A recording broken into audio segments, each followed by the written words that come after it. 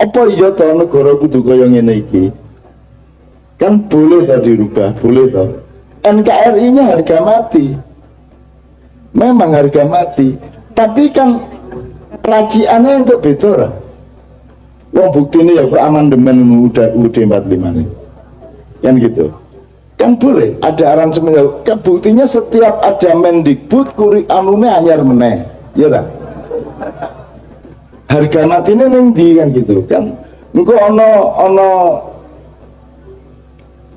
menteri apa anyar raciannya anyar meneh dan seterusnya.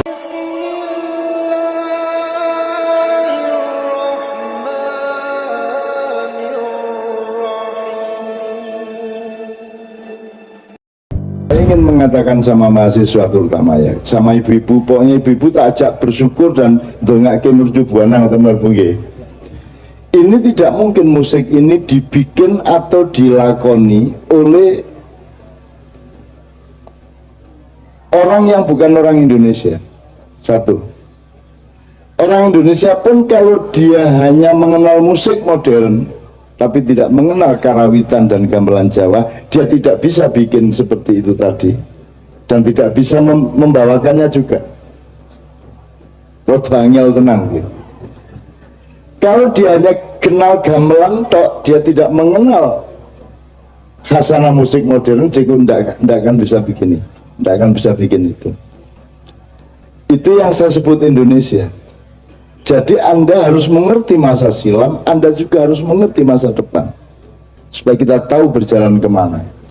Ini musik terakhir ketika dibawakan di Finlandia, di Helsinki, itu tiba-tiba ada dua orang pemusik dari London satu, dari Paris satu, itu langsung naik panggung dan dia langsung ambil dia langsung ke tempat piano dan dia ikut improvisasi dengan musik ini.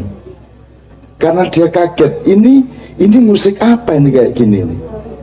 Bahkan di dunia barat pun tidak ada yang kayak gini nih. Ki ketoke tradisional tapi kok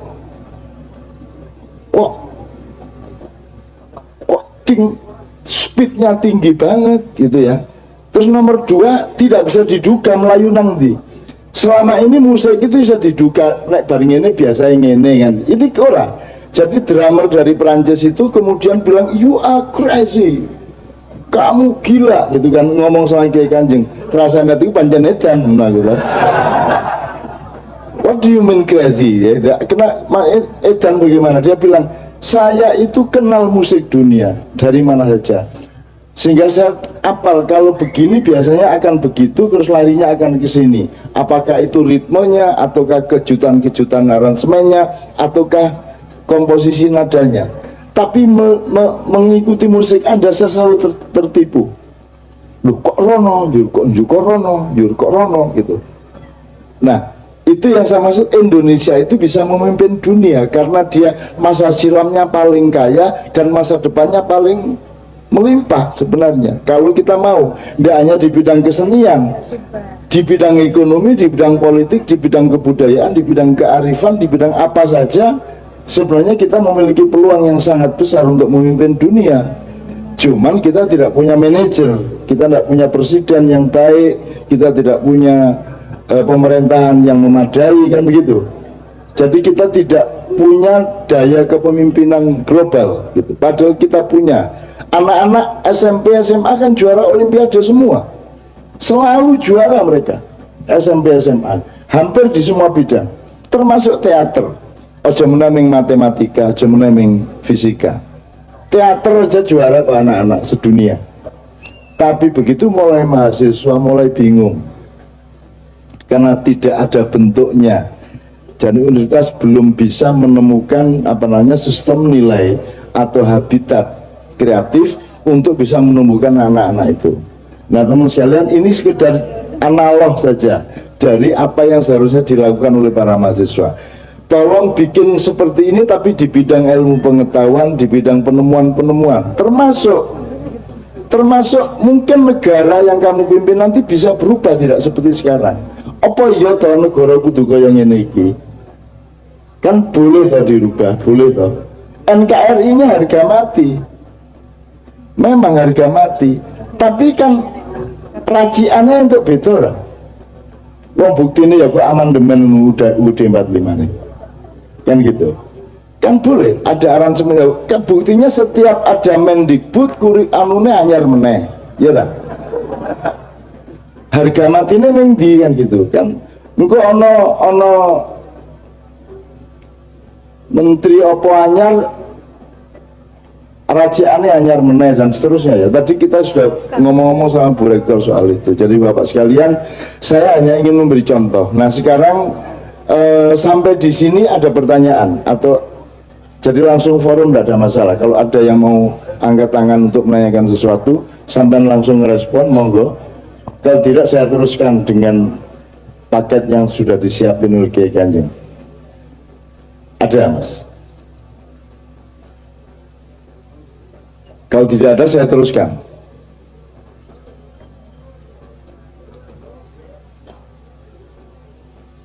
Oke, jadi gini. Ini saya akan kasih contoh dengan nomor-nomornya Kiai Kanjeng. Namanya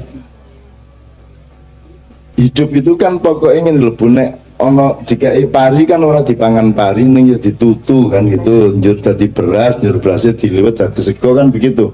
Itu ilmu mendasar. Keistimewaan orang Indonesia adalah kreativitas yang luar biasa.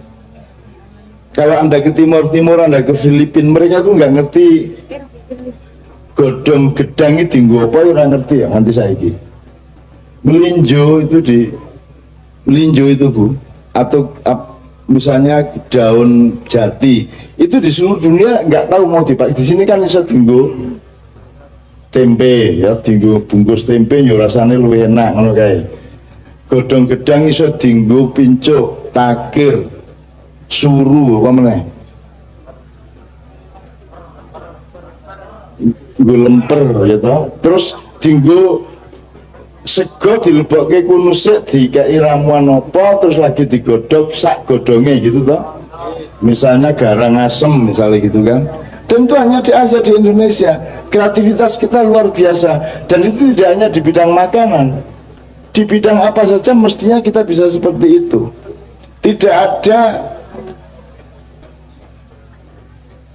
prestasi kuliner melebihi anak-anak sekarang. Sekarang tuh puangan apa macem-macem guys. Sing biyen ora tau dicampur saiki dicampur. Ono rujak, es rujak barang itu. Es rujak campur es krim gitu ono. Dan itu tidak terbayangkan selama berabad-abad. Nek rujak ki jurusane dhewe, nek es krim ki fakultase dhewe. Ning digabung kok ya enak. Gitu. Itu yang namanya kreativitas. Nah, sekarang mari kita agak konvensional dulu. Kita teliti satu persatu dikit-dikit. Nanti kalau mau tembang beneran kita tembang. Kalau mau lagu pop beneran kita lagu pop. Sekarang tadi kan ini kan aransemen yang tidak jelas disebut lagu barat ya dudu, modern ya ora kaya ngono kuwi, tradisional ya ora babar pisan.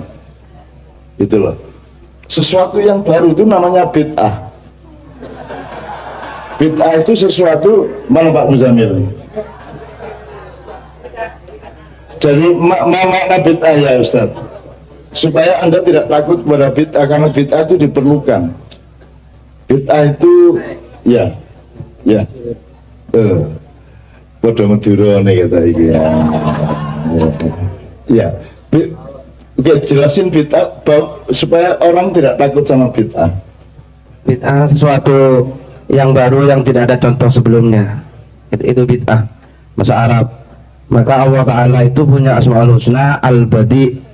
Al-Badi itu karena Allah menciptakan sesuatu tanpa contoh.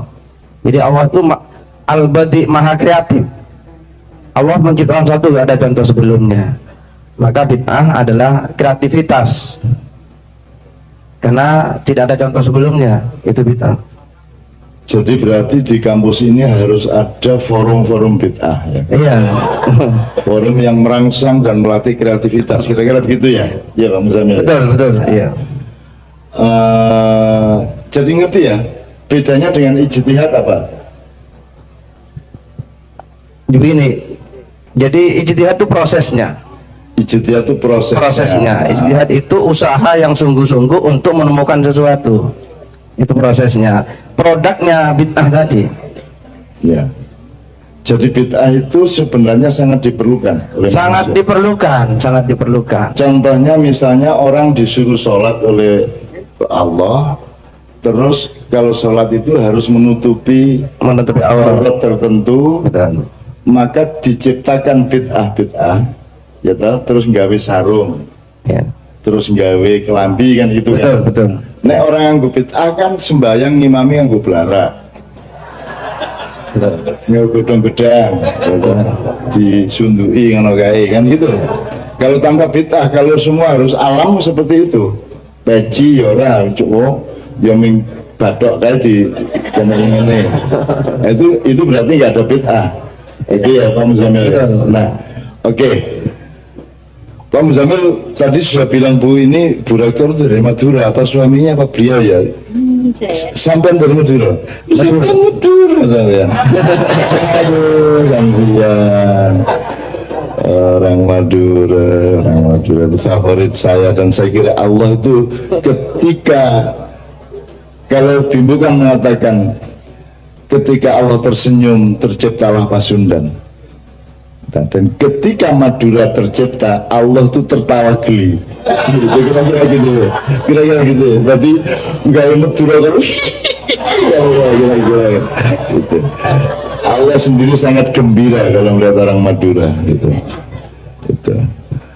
Oke, jadi sekarang saya minta 3 nomor berturut-turut ya. Tolong kalau Anda bisa menikmati, Anda mau bantah silakan nanti angkat tangan dan seterusnya. Pertama saya akan minta, ya silakan Mas, langsung Mas ya. Mikrofonnya di sini. Mau ya, ya silakan Mas. Mikrofonnya di sini.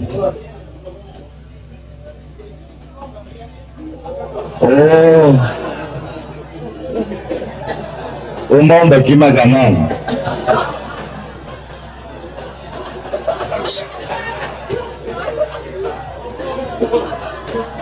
Iya.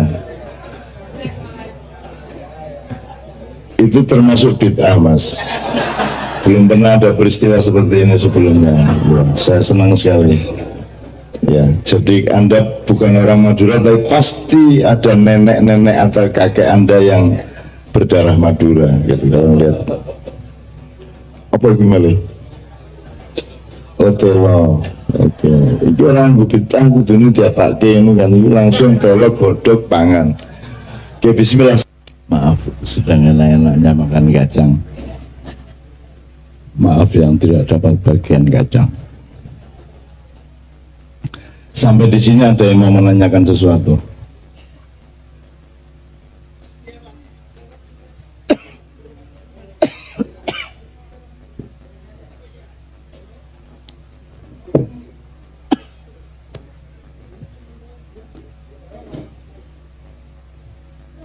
Mau menanyakan sesuatu atau mau lewat?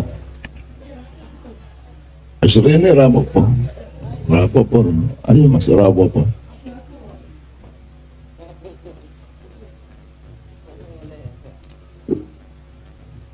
Jadi ada orang Madura di dekat stasiun tanya ke pegawai stasiun, Pak, kereta ke Jember jam berapa? Oh nanti jam 5-10 menit. Terus tanya lagi, kalau ke Semarang Pak? Oh nanti jam 6. Kalau ke Jogja? Terus pegawai ini, sampai ini takon mau kemana? Enggak, saya tuh mau lewat nyebrang tuh Pak. Saya takut nanti pas nyebrang udah kereta lewat gitu kan. Nah, itu Madura itu Mas. Tadi stasiun wis GR rumah sana Mugang Suro, oh rame ngarep nyabrang, kok ndak ketabrak kan gitu. Itulah orang Madura. Sampai beruntung loh dapat rektor orang Madura, masya Allah, karena mereka revolusioner. mereka pemberani luar biasa. Mereka punya daya penetrasi dan daya determinasi yang luar biasa. Gitu. Saya berikutnya minta ke Mbak Yuli untuk like. Oh, mau nanya, silakan Mas.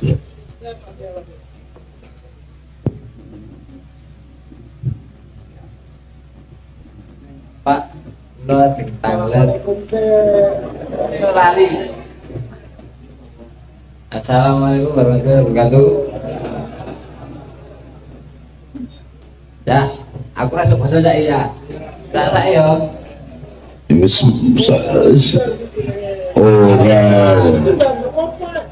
Ora apa, sak cangkem-cangkemmu.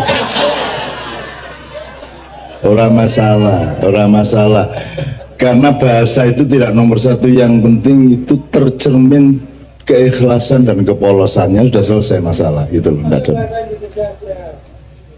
Bener to Mas, kowe ojo kaya pangap to kowe iki lah jan. Ojo kaya komandan Kodim to, Mas. Tenang wae to. Hormat yo, ayo deh, ya. Ya. Nek ajeng goleki dirinya sendiri itu piye to, Cak? Carane.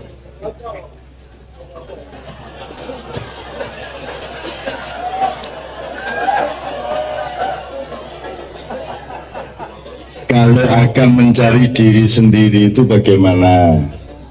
Ya. Jadi memang ada masalah besar sebenarnya. Allah sampai memperingatkan, wala takunu kalladzina nasullaha wa ansahum anfusahum ulaika humul fasikun. Terus baru adalah yastawi ashabun nari wa ashabul jannah dan seterusnya. Jangan menjadi orang yang lupa kepada Tuhan sehingga kamu lupa kepada dirimu sendiri, dan itu yang disebut orang fasik.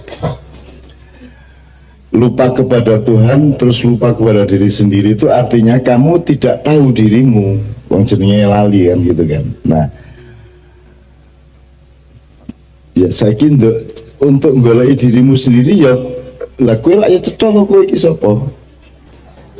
Ya lah, terus atimu piye, kepinginmu piye, pangananmu seneng apa, ya toh. Kowe kudu piye ning donya kan ya wis ngerti toh. Ya itu dilakoni wae.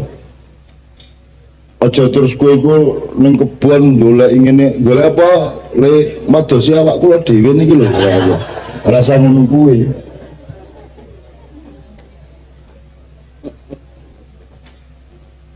Itu kira-kira jawabannya. Ya jalani apa yang kamu rasakan benar, itu jalanin. Apa yang kamu rasakan baik, jalanin dan nikmati. Gitu loh. Nanti dirimu sendiri itu akan menjadi, meskipun tidak perlu kamu ketahui, tapi kamu sudah menjadi dirimu sendiri asal kamu jujur terhadap apa yang kamu yakini benar. Nah, supaya benermu itu bener-bener, tidak hanya benar menurut awakmu, maka perlu takon-takon, maca Quran gitu ya, maca buku sidik-sidik saiso-isone, karo takon nang wong tua-tua gitu ya, Dek ya. Oke. Kira-kira cukup seperti itu ya.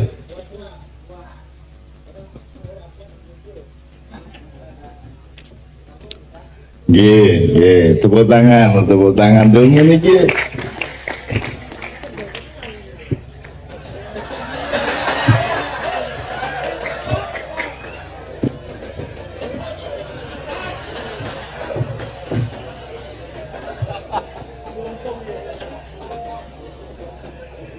Jadi Bapak sekalian, setiap orang itu membutuhkan ruang, dia membutuhkan apa? Dia mencari keseimbangan hidup, dia mencari jawaban-jawaban. Dan kita kalau menjadi siapa-siapa, kalau punya forum, punya panggung, itu harus selebar mungkin menampung, mengakomodasi segala kemungkinan pada manusia seperti itu. Jadi ojo dinesoni, aku ngene-ngene iki ra apa-apa. Iki bocah apik, bocah mencari dirinya, mencari diriku sendiri kan, itu tadi mau itu bagus. Tanya Kiai Kanjeng, saya itu wong edan tak lungguh gini wong edan kayak ono wong wedok orang BH umur kira-kira 50 arep ditangkep polisi mergo kulintar-kulintar, akhirnya ojo dinesoni gini terus akhirnya tak lungguh gini di Surabaya itu tak lungguh terus tak lirik-lirik pas lagu-lagu pas selawat kok umi bener gitu, berarti iso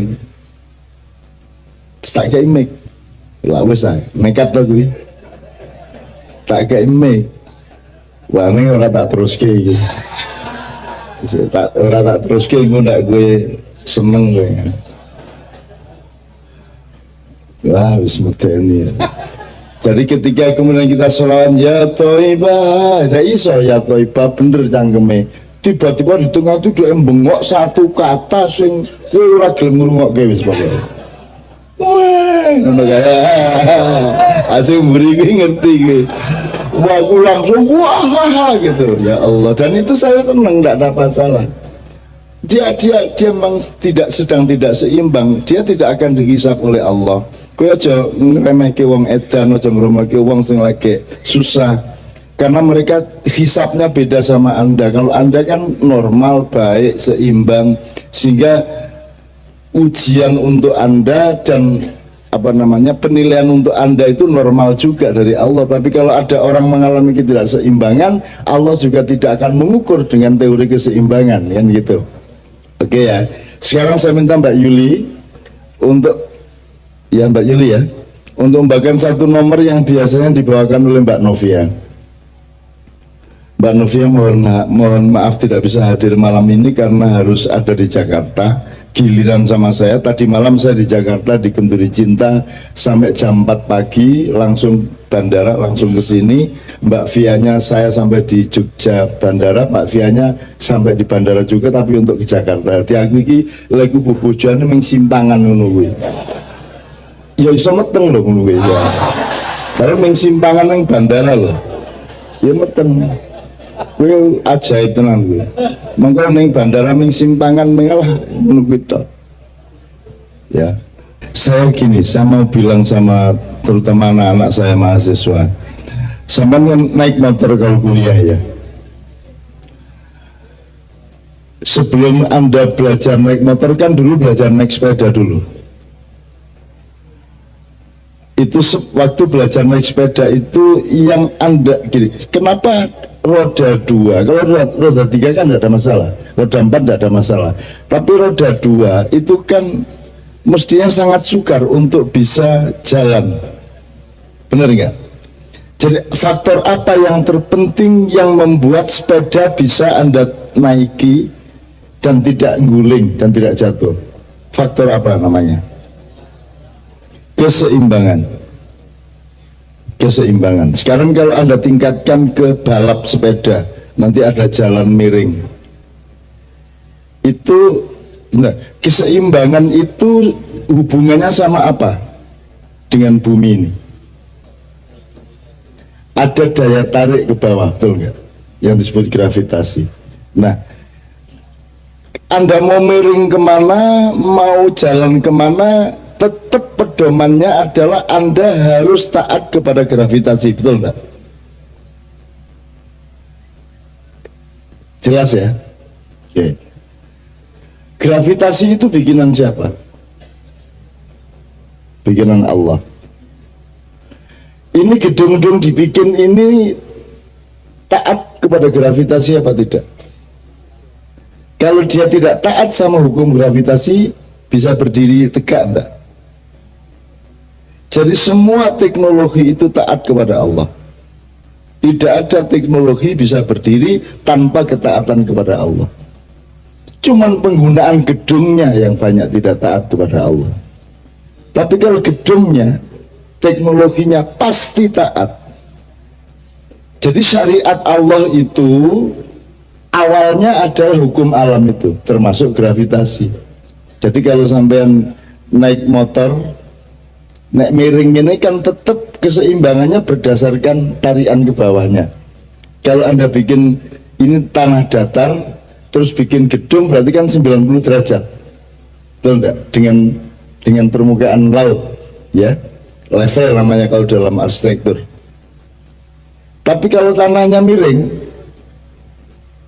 90 derajat enggak? Ini kalau tanahnya datar kan Anda bikin gedungnya kan 90 derajat karena rampak tuh. Karena ceramah lebih lah. Karena Pak Muzamil lebih.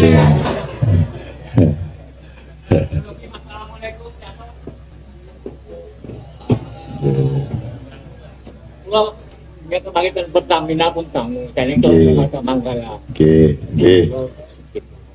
Masjid, monggo lenggah, monggo matur nuwun Jadi kita Allah itu kasih, kita ngomong keseimbangan dikasih contohnya. Allah langsung hadirkan ilmu itu kalau kita ikhlas kepada Allah. Jadi kalau sekali lagi kalau Anda bikin tanah ini kan 90 derajat ya. Ini ya. Ini karena tanahnya datar. Kalau tanahnya miring masih 90 derajat atau mungkin butuh lebih kecil derajatnya atau lebih ini Mas. Iki nek tanah ini gue nggak gedungnya ini.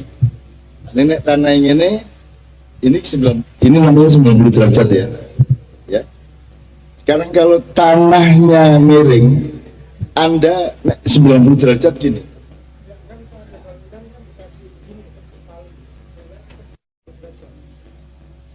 Ke gravitasi, tidak 90 derajat saya kan ngomong tanah miring.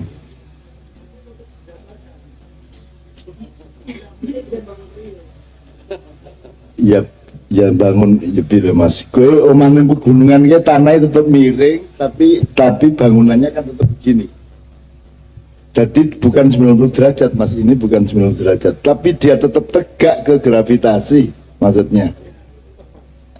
Tegak ke gravitasi. Kalau gini, ini 90 derajat karena tanahnya silang dengan gravitasi, ya. Tapi kalau tanahnya tidak silang tapi miring, maka dia derajatnya juga harus berubah. Kan begitu. Sama dengan Anda naik motor, bikin gedung atau apapun. Jadi gravitasi itu apa sebenarnya Mas? Itu kan ketentuan Allah. Nah, gravitasi itu tidak hanya untuk tanah, tidak hanya untuk bumi. Gravitasi itu juga untuk akhlak. Gravitasi itu juga untuk konsep pendidikan. Gravitasi itu juga untuk kebudayaan dan seterusnya. Oke. Sekarang kalau Pancasila, gravitasinya sila keberapa? Sila pertama. Maka sila kedua harus taat kepada sila pertama apa tidak? Demikian juga sila ketiga, keempat, kelima. Kelima hasilnya. Nah, pendidikan itu sila kedua. Jadi ada gravitasi namanya poros ke hukum Allah, eksistensi Allah. Kemudian kita mendidik manusia, membangun kemanusiaan yang adil dan beradab, ya.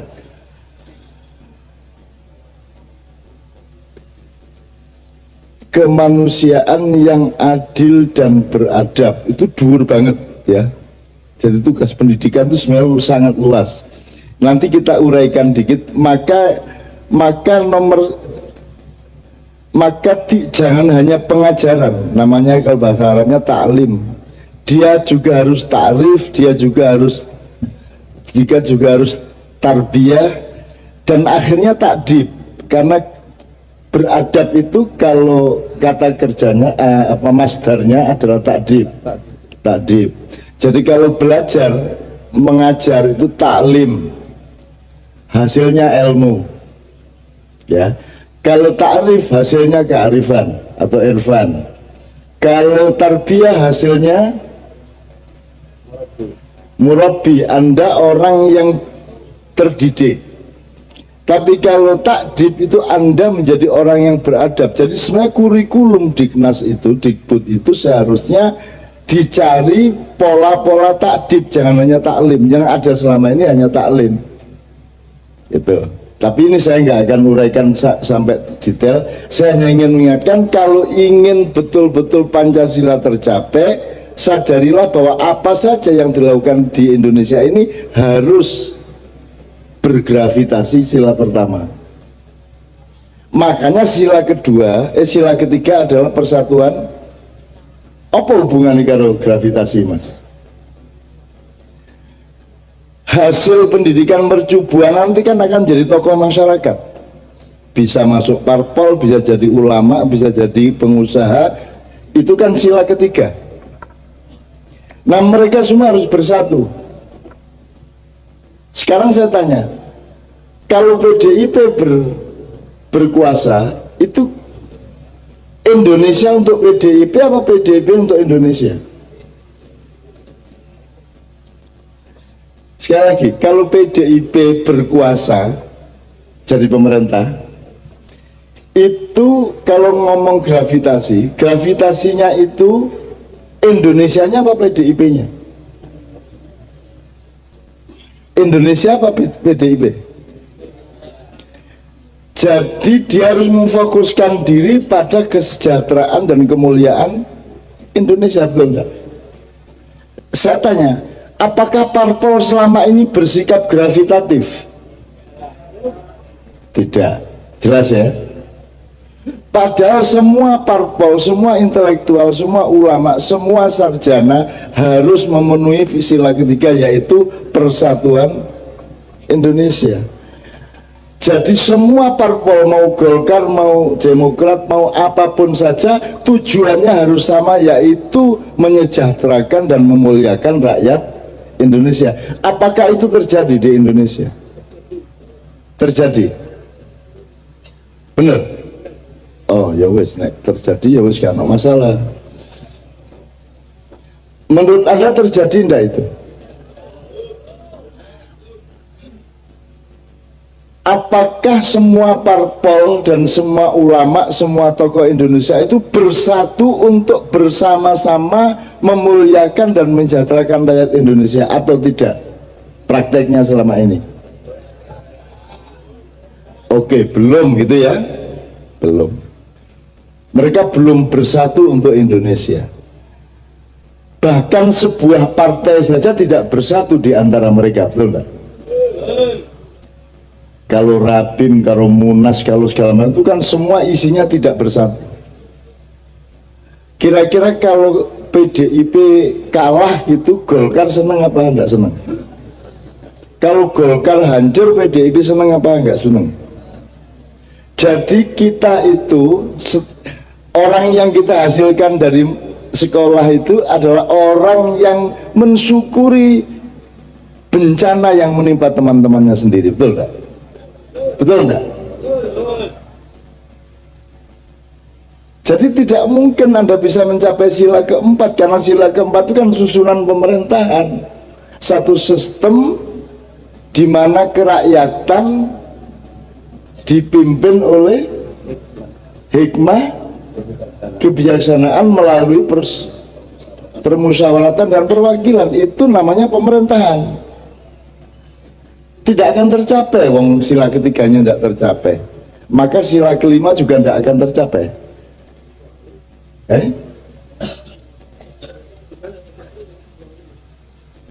Loh, ya tinggal dibalik supaya tercapai. Ya sila ketiganya ya harus bersatu untuk Indonesia, sila keempatnya harus gravitatif terhadap rakyat Indonesia.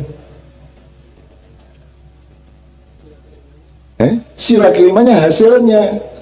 Sila kelima itu goalnya. Nek gue bal-balan gule iki sila kelima, yaitu keadilan sosial bagi seluruh rakyat Indonesia. Itu hasilnya, Mas, gule, Mas. Yang memainkan sepak bolanya itu sila keempat, yaitu pemerintahan. Yang bikin kesebelasan itu sila ketiga, yaitu parpol-parpol, kan jelas. Yang mengisi parpol siapa tokohnya adalah universitas. Jadi mercubuannya tugasnya untuk supaya besok-besok ada tokoh parpol yang benar untuk Indonesia, benar untuk Allah, benar untuk manusia, kan begitu kira-kira. Jelas ya, Mas ya? Mudah-mudahan cara berpikir gravitatif ini bisa kita pakai. Dan di Ma'iyah selalu gravitatif. Tidak boleh Anda memusatkan dirimu pada dirimu. Pusat dirimu adalah Tuhan, kan begitu. Kalau konteks Indonesia, pusat dirimu adalah rakyat, kan gitu. Makanya manunggaling kaulan Gusti. Gini tak terus kira rodo kejeron ya. Ini pokoknya gitu ya, gravitatif ya. Kalau bangunan tidak taat kepada gravitasi, ambruk apa tidak? Begitu juga negara, kalau diteruskan tidak taat kepada gravitasi dan syariatnya Allah, itu pasti ambruk, pasti ambruk. Demikian juga tokoh-tokoh, kalau dia tidak gravitatif, dia akan hancur. Mesti wes, menggari waktu, menggari ngenteni waktu, gitu ya, Bapak sekalian. Sampai di sini ada yang menanyakan. Sampai di sini ada yang bertanya. Ada respon dari Ibu, Bapak, Mas Ahmad. Silakan Mas, itu mikrofonnya ya.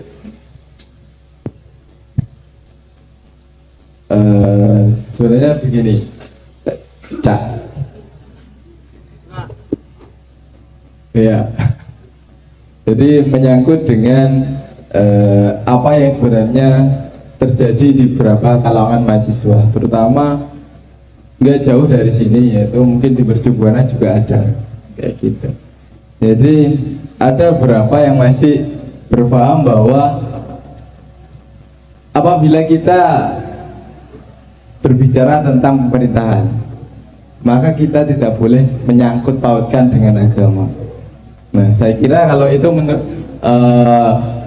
menurut saya itu tidak benar seperti itu. Nah, ini mungkin Mbah Nun bisa lebih menjelaskan lagi seperti apa itu yang sebenarnya. Kalau bicara atau Mas, kalau bicara pemerintahan dan politik jangan menyangkutkan agama, jangan membawa-bawa agama. Sedangkan kan sila pertama, Pancasila itu ketuhanan yang Maha Esa. Tadi juga dikatakan bahwa poros itu adalah Tuhan, kayak gitu. Semuanya harus bersumber pada Tuhan. Nah, seperti itu. Nah, terus yang ditanyakan ke saya, sedangkan ada beberapa yang masih berpaham bahwa apabila kita berpolitik ataupun berpemerintahan, kita tidak boleh membawa-bawa agama, kayak gitu. Yang dimaksud agama apa itu? Paham akan Tuhan, kayak gitu. Yakin akan Tuhan, iman. Lah ya, sila pertama kan bungkusnya agama. Iya. Tapi ada yang seperti itu. Nah, ini seperti apa? Lah ya kalau gitu, ya kalau gitu dia jangan beragama. Ya kan gitu. Anda sudah tahu jawabannya loh. Kalau saya sendiri sudah tahu, tapi iya, sebenarnya saya ingin menyampaikan kayak gitu. Itu namanya sekularisme, Ahmad. Sekularisme itu adalah satu faham ilmu di mana agama dan politik itu dipisah. Agama sendiri, politik sendiri, kan begitu. Itu namanya sekularisme. Dan Indonesia ini bukan negara sekuler, tapi prakteknya sekuler. Meskipun fahamnya sesungguhnya tidak sekuler. Apa sih nggak dihubungkan dengan Tuhan di sini ini? Apa sembarang saiki pegatan lho Gusti Allah sing disalahno kok. Artis pegatan ditanya sama wartawan, sebenarnya gimana tuh Mbak itu ingin terus apa memang ingin pisah? Saya sih pengennya terus, cuman Allah maunya lain gitu. Nah, Allah sing salah. Jadi pegatan lho Gusti Allah sing salah. Kalau korupsi yang disalahkan setan kan gitu kan. Ya dia digoda setan. Setan itu lah aku gak nggoda kok. Mongko nyolong-nyolong karepmu dhewe kok. Kan gitu. Jadi kita itu suka mengkambing hitamkan dan ya gimana itu sekuler kok. Memang sekularisme seperti itu. Ya. Jadi Anda sudah tahu jawabannya dan temenmu ya enggak apa, biarin aja. Kalau gitu lu maksudnya biar aku ya orang paham gue. Kalau pemerintahan jangan dikaitkan dengan agama.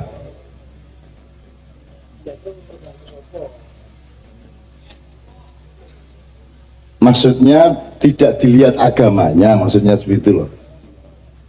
Terus nanti ada daripada pemimpin muslim yang zalim lebih baik pemimpin kafir yang adil gitu. Itu saya bercanda semua. Bagaimana tuh kalimatnya? Kalau pemimpin kafir itu tidak mungkin adil, namanya juga kafir kok adil. Dan kalau pemimpin itu zalim, dia tidak boleh disebut muslim. Tapi tapi kalimatnya iki piye? Dadi iki uteke iki sinopo kaya ngono kuwi. Jadi kita itu betul-betul mengotori setiap kata gitu teman-teman sekalian. Daripada pemimpin muslim yang zalim mending pemimpin kafir yang adil loh. Kalau adil itu tidak bisa disebut kafir. Kalau zalim tidak bisa disebut muslim. Piye ta iki? Kalau karepe jane ngene. Daripada makan babi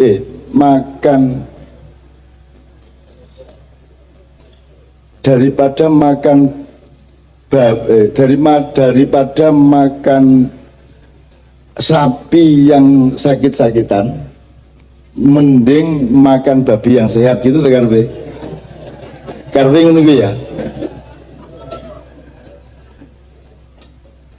Saya kira harus ada pembenahan epistemologi, harus pembenahan kata. Setiap kata harus dibenahi dulu. Sekarang itu macam-macam kok, banyak kata yang keliru-keliru. Termasuk gini, saya guru dosen Arab. Zaman dulu Pak Muzamil, kita diajari ngaji di samblek nganggo jalin kira masalah dulu. Sekarang itu kriminal itu melanggar HAM dan apa itu melanggar undang-undang, itu jiwit 1,5 tahun kok.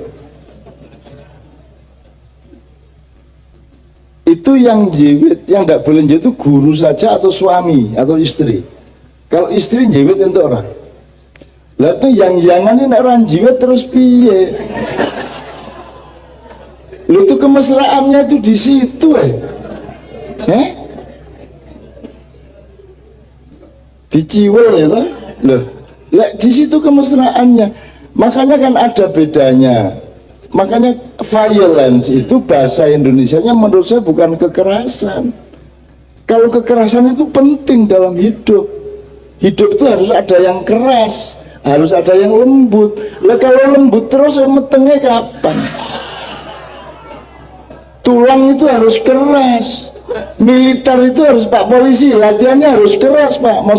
Masa polisi latihannya lembek. Belok kanan, gerak. Nggak bisa, harus keras dong. Kekerasan penting pada tempat dan pada konteksnya yang tepat. Tulang harus keras. Manusia harus terdiri dari tulang yang keras dan daging yang lembut, yang begitu. Harus kedua-duanya. Nah, violent itu bukan kekerasan, violent itu kekejaman. Jadi bukan anti kekerasan. Kalau anti kekerasan terus piye? Wong kita tuh kerja keras, enggak boleh. Dilarang keras, enggak boleh. Apa meneh? Sing keras-keras kan oke. Ya minuman keras seneng gue, enggak. Ya tak sebut gue seneng banget. Bener ya gitu.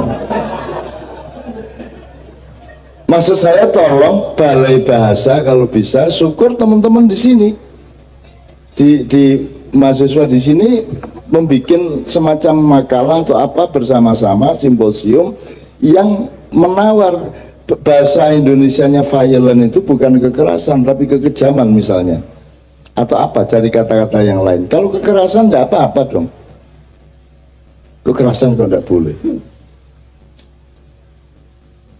Sekarang di Jawa itu gini mas, kekerasan itu gini, pokoknya saya pernah cerita di Abu Dhabi itu saya belain anak Indonesia yang ditangkap polisi gara-gara desekan polisi ini gegerik kena siku TDE, terus itu dianggap kekerasan, terus dia ditangkap, tak parani nang kantor polisi ini, tak pendelii, tak jupuk. Soal polisi ini bingung, ono uang kok mendelik, tak ditakoni orang jawab, lah ora iso cara Arab. meneng aku ngene tok ae. Ketika polisi tidak bisa menyimpulkan apa di depannya, maka dia vakum kan, maka dia kalah kan. Kalau sampean perang nggak ngerti musuh kan kalah sampean, karena dia bingung. Ini ada kan, orang Indonesia dikenal suka magic. Jadi ini kok ada orang mendelik ini, jadi di depan kantornya itu, di depan pintu di mana anak itu, dua anak itu diinterogasi, aku pokoknya ngarep lawang ini ya. Mana antum? Meneng ya. Satu lah, meneng ya. Timbangin jawab, wallahu alam.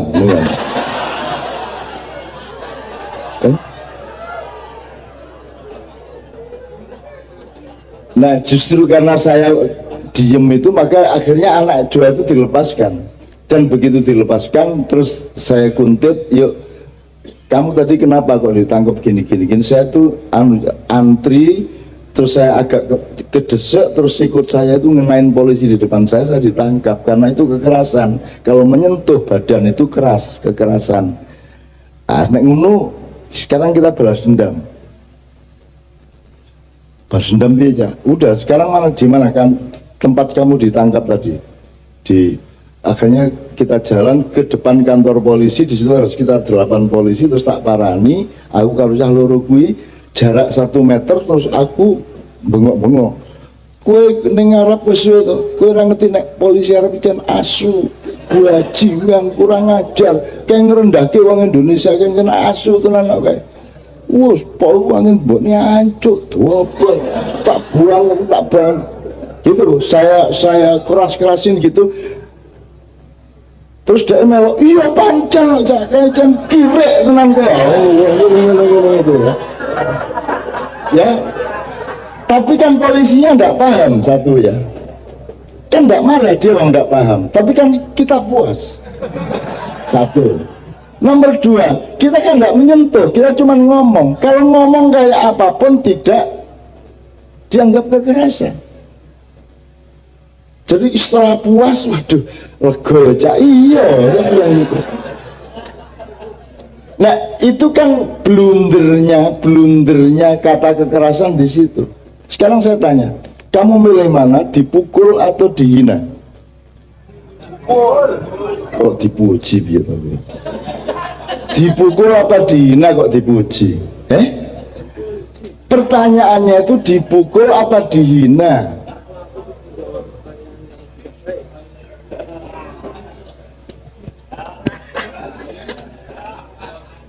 Ya serah pokoknya. Iya rek, ini gini, A ditambah B sama dengan AB, gitu ya kira-kira ya. Terus gue saya pertanyaannya ngono to. Lho piye to ya kowe iki ana endok metu saka sili TBT. Terus gue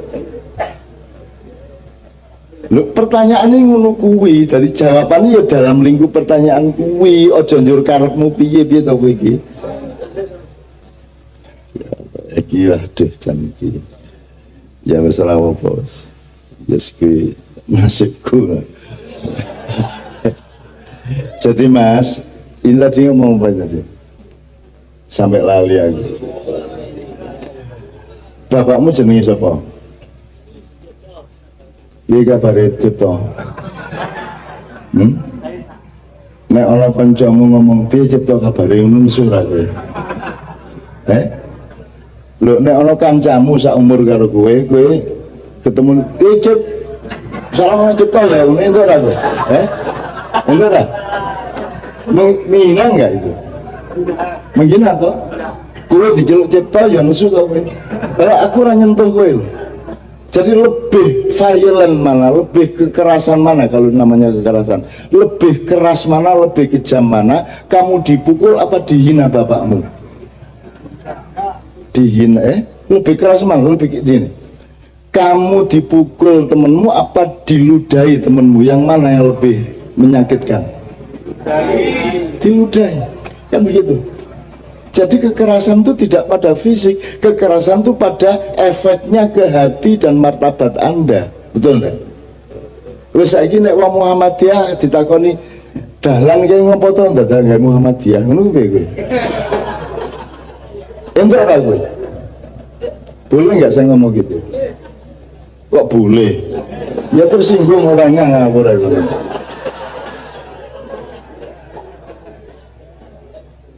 Ono wong NU selawatan banter banget terus ono konggone dasar anak buah Hasim wis. Tersinggung ora? Loh, jadi kekerasan itu tidak nomor satu fisik. Kekerasan itu apapun yang efeknya menghina martabat dan menyakiti hati, kan begitu. Apapun saja bentuknya, boleh fisik, boleh tidak fisik. Makanya kalau teori kekerasan sekarang itu menurut saya sangat sempit. Gitu loh, Mas ya. Gitu ya. Oke.